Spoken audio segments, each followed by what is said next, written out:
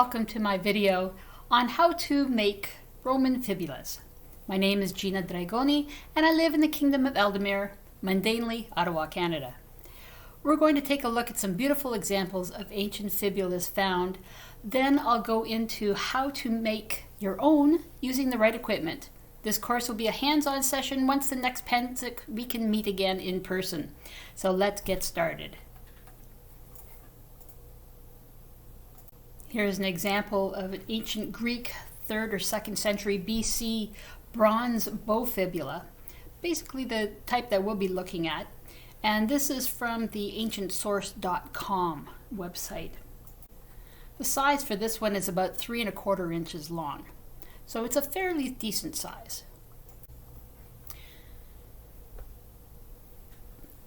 This next one is found in Italy from 900 to 800 BC, and it measures just over 2 3/4 inches. And the picture is from the clevelandart.com or .org. Found the picture but couldn't find the information any longer. This one is from ancientsource.com. The next ones you'll see are a group of 4 ancient Roman bronze fibulas dated to 2nd or 3rd century AD, and they range in size from 1 3/4 to 2.9 inches. The photo is from invaluable.com auction house.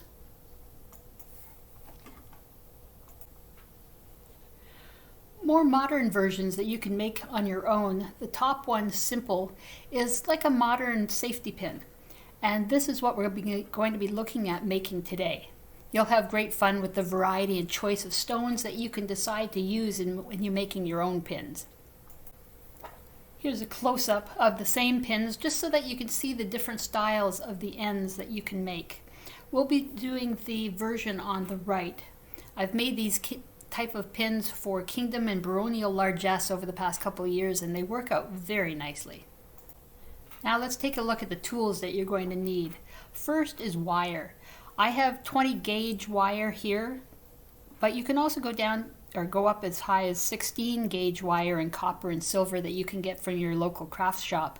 I'm using galvanized steel because it gives a nice finished product and it doesn't rust. And you can purchase this at your local hardware store. The second item is safety glasses, and these are a definite must. If you're going to be moving wire around in front of your face and then cutting the wire, you're going to want to have safety glasses on the whole time. Third is wire cutters, and needle nose pliers for rounding up, making the wires round. Else you could use a screwdriver, but not a flat one though. As well, you're going to want some chain nose pliers for pulling the wire smooth on the inside so it doesn't scratch the wire.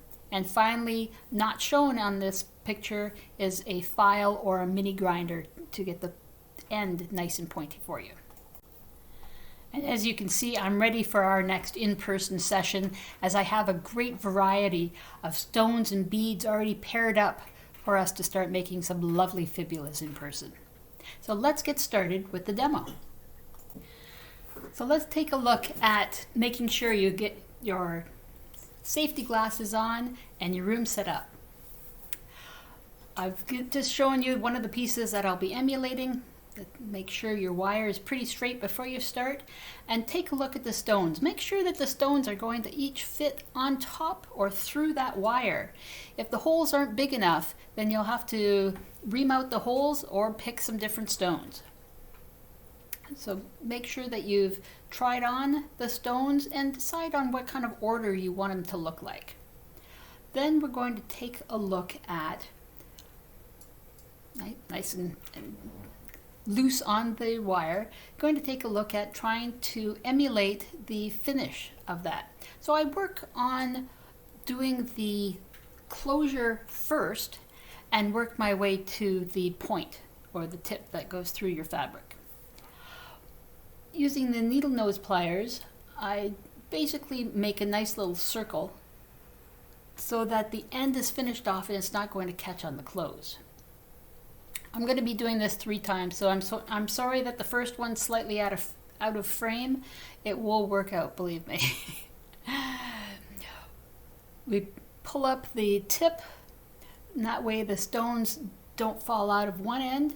And then we're going to curl the closure around using the needle nose portion into a nice tight circle, so that way it looks pretty as well. Make sure it's nice and flat, and you're going to end up having a nice look to it. You're also going to want to make sure that you give yourself enough space so that the wire can get through, but not too much space that it's going to easily fall out. So now we push the stones right up against that closure, and we mark off where the end is going to be.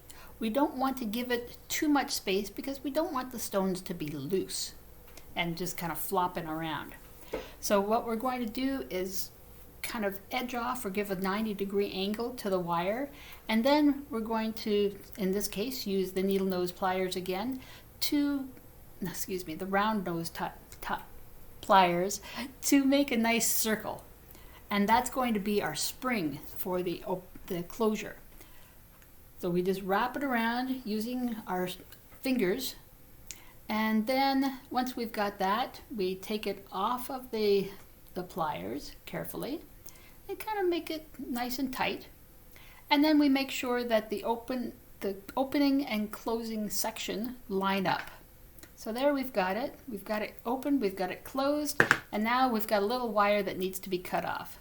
So we use the cutting wire cutters, and I leave about little over about two good solid 1/4 inch or a little bit more. Now we're going to finish that edge off a little bit later, but in the meantime we make sure that we don't have too much space, that it opens and closes, and we're pretty well done. We just have to make grind up the edge on the point part so that it will go through the fabric without hurting the fabric. And that's pretty well it. It's a fairly simple process. I'm going to be doing this a couple times. Let's see if this works. So we've got some different stones, mainly because this is the first time I'm doing this type of video. I'm giving it to you a couple different ways. And of course my hands were not as steady. But we're making sure again that all the stones fit. Having some fun with the stone colors and making sure that there's some pretty decoration and color combinations. So you can use just about any stones you want, whether you want to make these mundanely for your clothes or if you want to use them as part of your SCA outfit. So again, I'm starting things a little bit different on this one, and I'm making the round part at the end so that it doesn't snag, and then I'm going to make the closure as I make the 180-degree with the round nose pliers, and then another 90-degree to make sure that we've got a finish. And then I'm going to have to turn that 90 degrees to make sure that it's kind of flat up against where the stones are. Overall, the process goes fairly quickly, and you can once you get comfortable with the process, you can probably make yourself a brooch in about 3.5 minutes. It's that simple. Now, when you've got a big flat stone like I've got here, you want to make sure that it does lay flat for you, because otherwise if it goes on an angle, then you have to make sure that the closure is much, much larger, and that makes it more difficult to keep it closed. So here we're going to use the idea of a screwdriver, making sure that it's not a flat screwdriver, to be able to just wrap the wire around it, and that gives it a bit of a larger loop for your spring. So that way when you're done, you just bring it all the way around and then just take it right off the screwdriver. Again, using your fingers or your pliers to make sure that the circle or spring is on the flat side. And you want to make sure it's also on the same side that you're working with. So you may have to realign the metal wire. Again, you are going to use the wire cutters to cut off the extra. A solid 1/4 inch to perhaps 3/16 of an inch is all you're going to need. And we will sharpen that a little bit later. But in the meantime, we make sure that it closes and is secure. Whoop, there we go. No sense in dropping it. We sharpen that end. But we can also straighten it up and make sure that it's good and straight. A warning, you want to make sure that the wires are all straight and you've got everything in the right direction before you cut off the excess. I've done that where I've cut the excess, then straightened it up and realized I didn't leave enough for the closure and had to start all over again. Takes some of the fun out. So here's our 3rd attempt, and I'm having fun trying to set up my work area and make sure that the camera is actually seeing my hands at the same time. So back to the original, and just showing you again what it's supposed to look like. Very pretty. I'm making sure that the new bag of beads is ready for me. So we're going to use 3 round beads this time. 8 inches. And I've got about 8 inches of wire that I normally cut. So depending on how large the beads are, you may want it a little bit larger than that, but for the most part, 8 inches will usually do you well in making this. It gives you enough to cut off and enough that it will usually work its way around all of the beads. Again, making sure that the beads fit, that they're large enough that they're not going to be losing anything, but as well that they're small enough they're not just going to fall off your pin easily. So again, we make that nice circle at the end, squish it in to keep it flat, make it all pretty for you. Then we're going to do again that 180 degree for the closure to hold the pin in place. This also keeps the pin from losing its grip as easily. Oh, I'm taking a long time making this nice and tight for you. There we go. So now we've got the closure ready, and we push the beads back up to that edge, making again a 90 degree with the wire that's left over. Or one of these. But I'm going to yes, I decided to use the round pliers instead of the screwdriver because it was just easier to hold on to for me. But again, if you don't have one, then a screwdriver works just as well. And you make sure that you don't make it too tight because it becomes a little bit difficult to get the wire out from around it. But as you can see, with the smaller beads, you have a lot more wire left over out of that 8 inches that we initially cut. So there you've got it. And then now we're going to use again the wire cutters.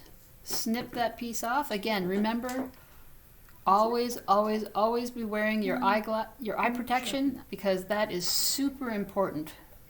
We want to protect those eyes so that you can make lots of these. We're going to show you at this point, and I'm reminding you, eyeglasses, yes, important. That's me, by the way. Hi. I'm going to be grinding now and showing you a couple different things. First, I take the safety off of the grinder so I could actually get to that grinding wheel. So I'm going to just move that around so that it's in front of me rather than on the side. There's 2 different ways that you can do it. If you don't have a grinder, you can use a pool cue buffer. And this is not the chalk part, but rather the grinder. This is not for pool cues, I'm sorry. This is for darts, to sharpen your darts. And you can use it. And that's why this particular one has got a big hollow in the center, because I have tried doing this, the grinding with it. And it does work. It just takes a lot more energy and a little bit more strength. But since my husband was kind enough to lend me his mini grinder, woohoo, we're good to go. So I'm going to use that instead, and I'll bring that with me to Pennsic. But again, make sure that you keep those safety glasses on because you only need it for a very short amount for each pin, because it's just going to be taking a little bit of metal off of that one corner, and then it will go through the fabric fibers much easier. You kind of round it off, not too much of a point, and then it's ready to go. I've done one. Here I go with the second one that I made earlier today, or earlier in the video. So we just kind of go around the grinder a little bit, make sure there's no burrs, no edges that's going to catch on the fabric, and we're done with that one. And now we'll just go to the third one that I have left, and you undo it to give yourself the maximum amount of space. Rounding off that corner, making sure there's no burrs that's going to catch on the fabric. And there we go, we're just about done. Then we turn off the grinder, and those are ready to be presented. So we just put those in a bag, and poof, as they say, Bob's your uncle, you're ready to go.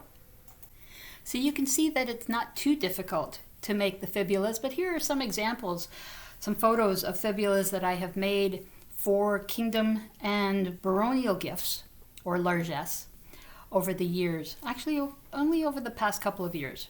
I've been kind of busy with them.